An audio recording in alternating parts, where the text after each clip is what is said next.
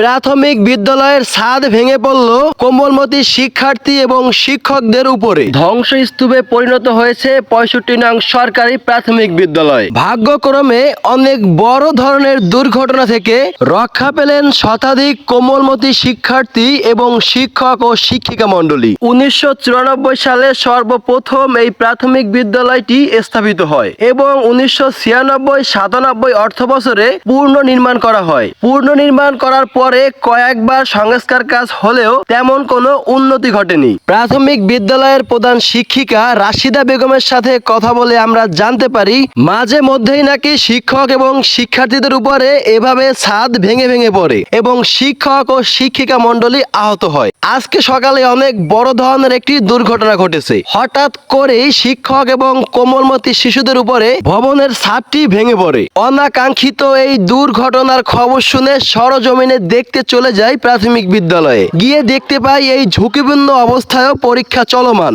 কোনোভাবেই এই পরিত্যক্ত ভবনটি শিক্ষার্থীদের জন্য পড়াশোনার উপযোগী নয়। যে কোনো সময় অনেক বড় ধরনের দুর্ঘটনার শিকার হতে পারে কোমলমতি এই সকল শিক্ষার্থীরা।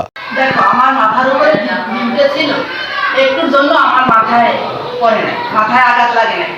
এই ঝুঁকিপূর্ণ ভবনে আমার শিক্ষার্থীদের নিয়ে পাঠদানে আমার খুব ঝুঁকির মধ্যে আছে। তাই আমার এই ঝুঁকিপূর্ণ ভবনে আমি আর পাঠদান করাতে সাহস পাচ্ছি না। এই জন্য আমার ঊর্ধ্বতন কর্তৃপক্ষ এবং এই আমার প্রাথমিক পর্যায়ে যে সমস্ত কর্মকর্তারা আছে তাদের কাছে আমার জোর দাবি, আমার অতি শীঘ্রই যাতে আমি একটি নতুন ভবন পাইতে পারি এবং আমার শিক্ষার্থীদের নিয়ে আমি সেই সাহসের সাথে সুন্দরভাবে পাঠদান করাতে পারি, এই ব্যবস্থা গ্রহণের জন্য আমি জোর দাবি জানাচ্ছি।